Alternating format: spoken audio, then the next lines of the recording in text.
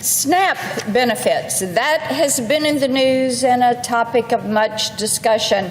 And those benefits for over 40 million Americans lapsed over the weekend because Democrats have chosen to hold government funding hostage for political leverage, their word, at the American people's expense. In other words, they're using the American people as pawns.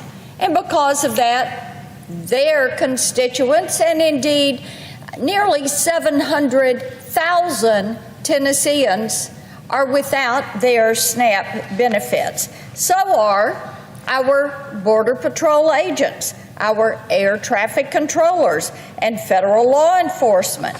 They've been working a month now without pay. This is why you have the AFGE and the Controllers Union.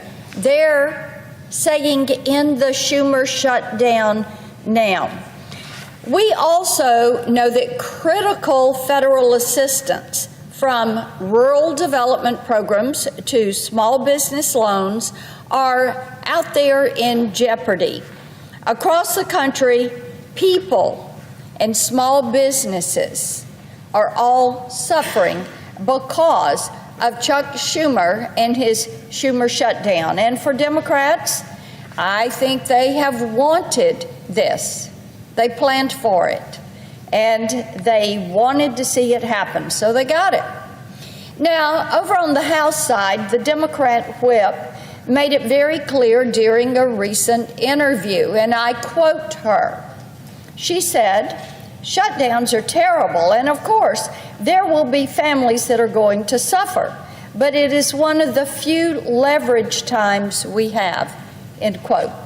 So to the American people, realize that the Democrats you've elected see you as pawns and leverage and pieces that they can move around a chessboard. As the Senate Democrat leader said at the beginning of the shutdown, and I quote him, "Every day gets better for Democrats." They see this as improving their political chances.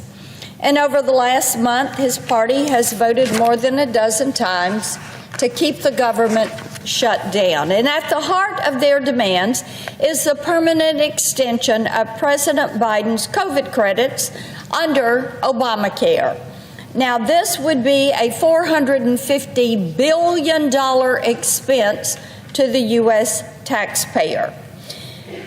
Last week, I was on the floor talking about this and about how Democrats are peddling falsehoods to try to justify their Schumer shutdown. They claim that Obamacare subsidies are going to expire. Now, in reality, it is only the Biden COVID credit bonus that will expire. Now, what happened during COVID for the Obamacare subsidies? They took off the income caps, and a lot of people had $0 premiums. And if you were making over $500,000 a year, you too could get a Biden COVID credit bonus and subsidy from the Obamacare exchange. You too could have the U.S. taxpayer picking up the tab for 80 to 90% of your health insurance because they plussed up the credit and they removed the income caps.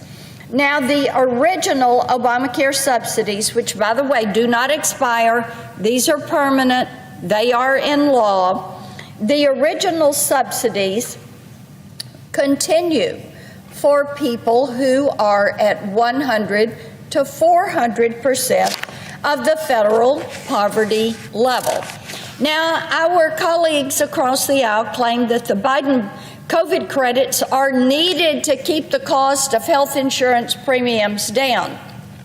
In reality, Obamacare is too expensive to afford without the subsidy. So what they're doing is propping up a broken system. In fact, since 2013, the Obamacare benchmark plan premium has increased by 237%, more than 3 times the rate for employer-sponsored health care plans that most Americans get through their work and from their employer. And as these premiums go up, taxpayers are on the hook to subsidize not the individual, but guess what? The insurance company. The subsidy doesn't go to the individual, it goes directly to the insurance company. Our colleagues on the other side of the aisle need to understand that their fight for government-run health care, which is really what this entire Schumer shutdown is all about, is going to fail. It's time for them to put the American people over and before far-left politics. It is time to reopen the federal government. Mr. President, I ask unanimous consent that the next portion of my remarks be placed separately in the record. Without objection. Thank you, Mr. President.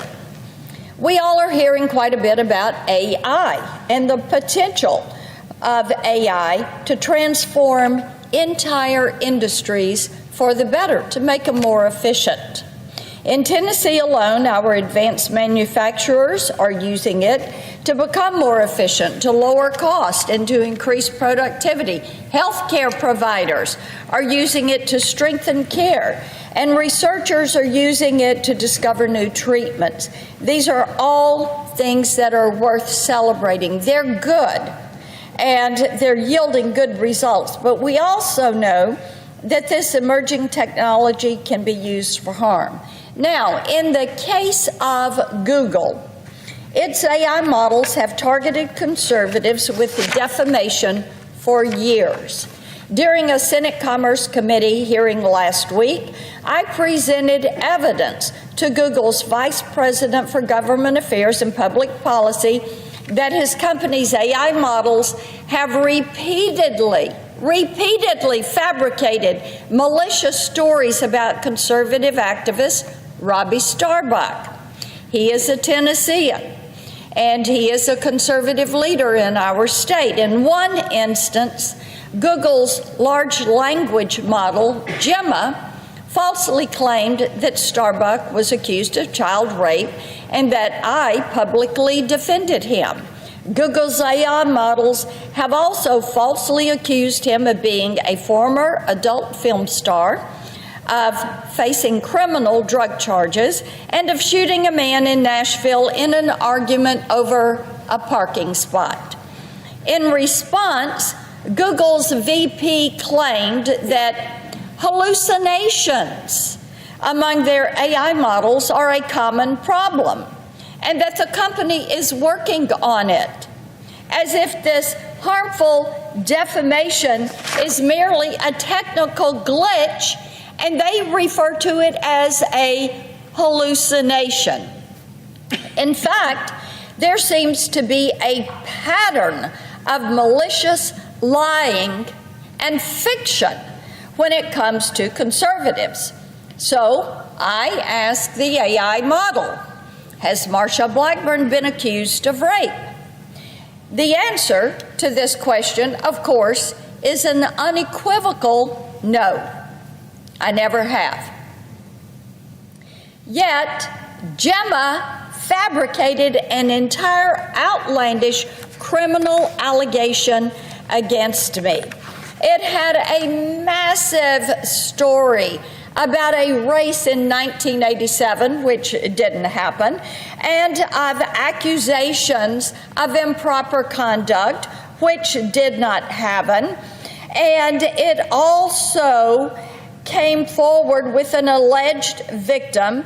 It was all malicious. It was all made up. It was all a lie. Yet, Gemma even generated fake links to fabricate news articles to support the defamatory claim. And of course, the links didn't work.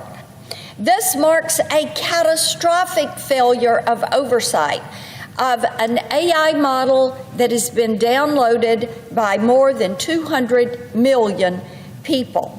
So last week, I sent a letter over to Google CEO, Sundar Pichai, demanding an explanation as to why Gemma was creating these false allegations, criminal allegations, against conservatives and also against me. And I also asked for a list of steps the company is taking to eliminate political bias and defamatory content from its models. Now, Google has not responded to my letter. What they did do was take Gemma down over the weekend.